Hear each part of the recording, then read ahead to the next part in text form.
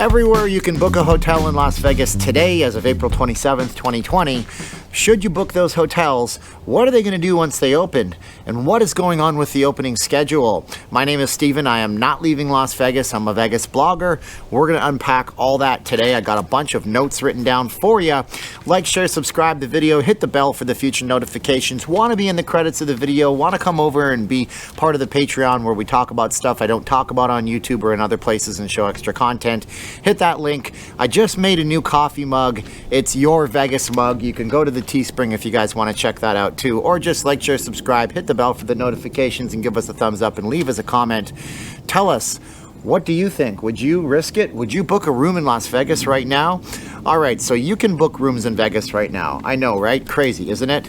First of all, the Wynn is taking Memorial Day reservations. Awesome, look at that. They said that Southern California guests come here en masse in Las Vegas, so you can definitely count on people at least driving in, because everybody's going to tell us about how you ain't going to want to fly, ain't nobody want to get in an airplane, etc., etc. Just remember this one stat, folks. 25% of all the visitors to Las Vegas come from, drum roll please, California. So 25% of 40 million is still a base that they want to work with.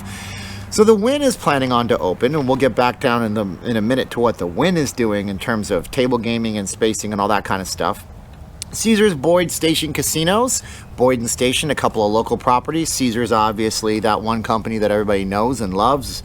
And the one that loses the most money in Las Vegas, they're taking reservations for May 15th. So you can book that on May 15th. Treasure Island, book it on May 15th. Are they going to be running? We'll talk about that in a minute. MGM has canceled as of last Thursday. They canceled everything until May 21st. And as of Sunday, you can't book a room with the MGM Resorts people until June 1st. So that's one. It's a bummer for a lot of people. A lot of people love the M Life program. A lot of folks very loyal to the MGM Resorts. So hopefully that's just a temporal thing until That's a temporal thing. That's only a temporary thing until they can figure out a way to open it back up with a plan. And the Sands, Venetian, Palazzo, no bookings. They're just like, we'll be chill. They're also paying their employees until May 17th. Now, the reason why these dates I just gave you should get you excited, I don't want to let you down too hard, is that don't be too excited, because with this comes a big, huge set of rules from the Nevada Gaming Commission. Now, the Gaming Commission is the one that says whether or not the slot machines can be turned on and table games can operate. And these casinos are not going to operate without a casino to go to. There could be a resort, you can have the rooms, you can do some restaurants and some dining, but their biggest bottom line operating revenue of all is, of course, the casino gaming. So I don't expect any of them to open unless they have what the Gaming Commission wants. They've requested any property, any company, submit a formal plan in place for how they want to reopen. They will review those plans at the state level. They will say it's okay to reopen, and then they will give 7 to 10 days notice. That's what they really need, 7 to 10 days for that process. Business days, mind you, and you got to remember what a business day is. So if I submitted that plan today, it's Monday, Tuesday, Wednesday, Thursday, Friday. Saturday, Sunday don't count. Monday, Tuesday, Wednesday. So that's 8 days, Thursday, Friday. So almost 2 weeks if you were going to go that route. Now, it doesn't say they're not going to be processed faster. Maybe the plans are so solid that they go, hey, this looks good, rubber stamp it and move it down the line. But all of that is predicated upon what? The governor, Steve Sisolak, deciding that it's safe to welcome people back to the Silver State, the battle-born state, Nevada. Home means Nevada. I just said all the slogans of the state all in one breath. So unless he says the go-ahead is okay, well, we don't even have small businesses opening. You can't even walk into a Best Buy store right now. You can't go and shop any of the places that you like to frequent, even with social distancing. And until that happens, none of this is certainly going to happen. So let's just hope that we get some good news from the governor this week. But that's some good news on the casinos. Now, another good news from the casinos is, they're trying to keep it clean. They're trying to make it super awesome. Right now, Culinary 226, which is like one of the largest unions ever. They are working really hard, and they're meeting with all the casino corporation heads to get a cleaner experience for the guests and for their employees as well. So they argue that we need to have a very clean experience for the guests. That's what's going to breed confidence. That's what's going to bring people back to Las Vegas, which is very true. They also want to make sure that their employees are not going into something that's going to cause them harm. And one of the reasons that is, and this is what they're not saying, is because the Culinary 226 and the Culinary Union has one of the strongest health plans in the entire world, country, anywhere. So they have the strongest health plan, but any of their employees that get sick have to go and tap into that health plan. So for them to have an employee that gets sick and maybe they have some ridiculous $30,000 ICU intensive care unit bill attached to them because they got sick because of something a casino did, that would actually drain the fund that they have to use on the healthcare. They don't want people to get sick. That's the number one, I'm positive. But number two below that is the fact that any sick employee takes money out of the company and they don't want to have to pay for dozens and dozens of sick employees because that diminishes the ability for them to take care of their other employees. Whether or not you're a fan of the unions, you tell me in the comments below. Unions have been around for a long time, and interesting to go watch The Irishman and learn a little bit about how it was before the unions existed and what they've morphed into nowadays. What about, though, when you do get back to the casinos? What's going to happen? Well, MGM, Venetian, Wynn, they've made a couple of different statements. Of course, last week, William Hornbuckle, we talked about it on the channel, he said, we're going to change things. It's going to be different. It's going to be a different experience. Well, they've elaborated on that now. So the Wynn is saying that they're going to have seating restrictions every single place in the property, temperature checks going into the properties, masks on employees. They didn't elaborate as much, but they said the seating restrictions would be applied to table gaming, poker games, dice games, all this kind of stuff, plus the restaurants. We're looking at social distancing for a long time until this whole entire thing becomes a faded memory in the past. The Venetian is looking to Hong Kong. Yep, so take that as you may, but they actually already have properties that are running in China, and they're going to basically rubber stamp what they did there to do it here in Las Vegas. And for the Venetian, that means temperature checks coming into the property for all guests. It says wearing of gloves. I don't know if that's for all the guests as well as the employees, but it wouldn't be too difficult for them to put glove stations all throughout the property. You know, you get those latex gloves. They'd have to use the non-latex version because some people are allergic to latex. They say everybody will be wearing masks in the casino. In all the dining, they're going to have 5 to 10 feet spaces between everybody.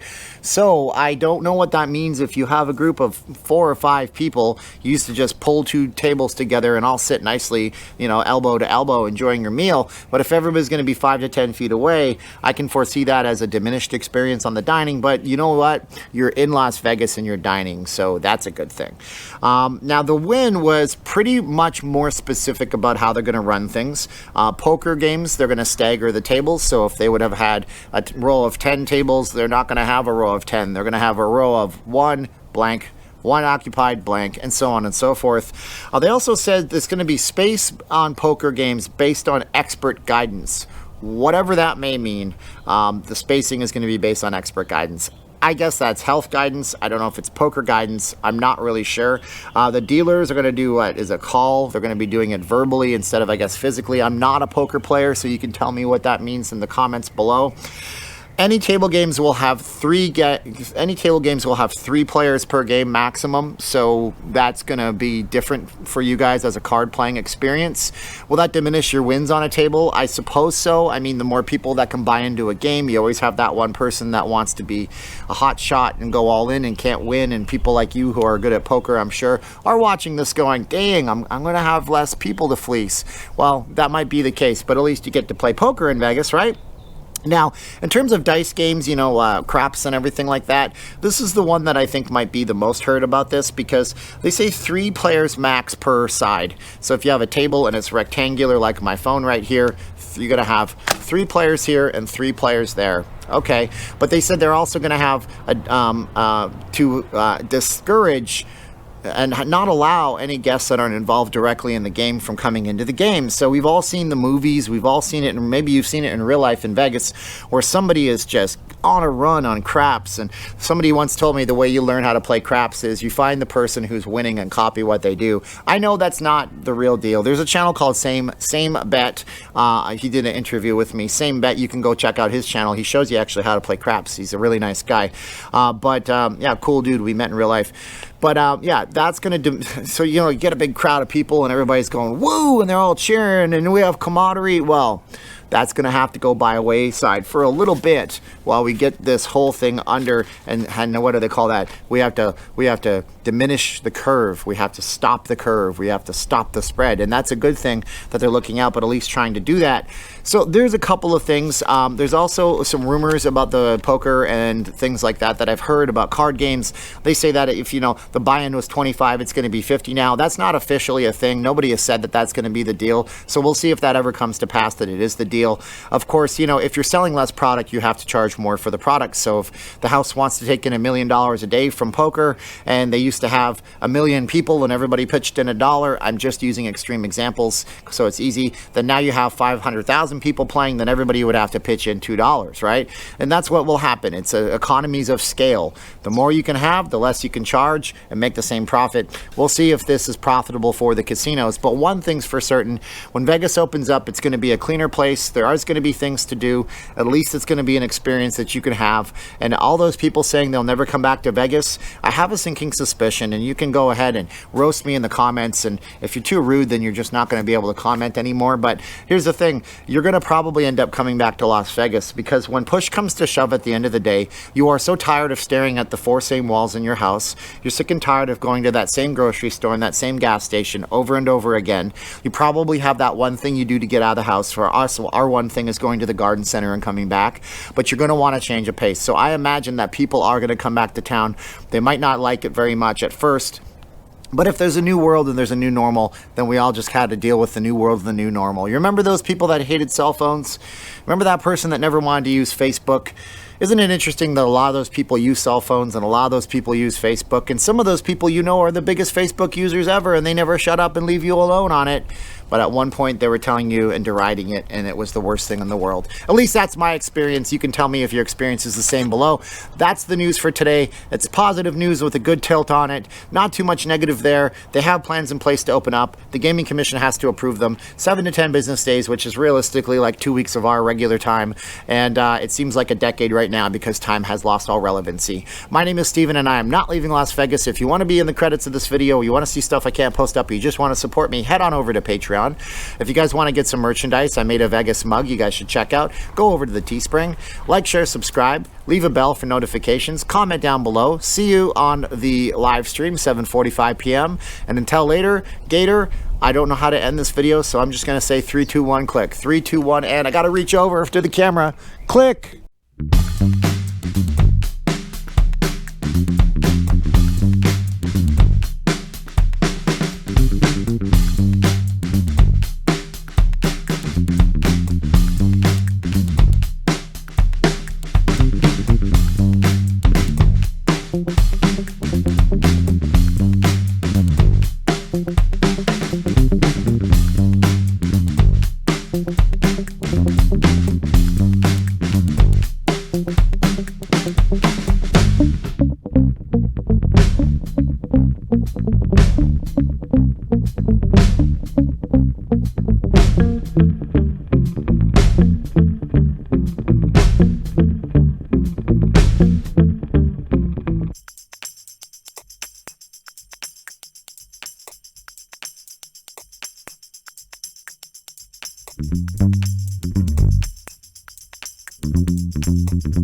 you.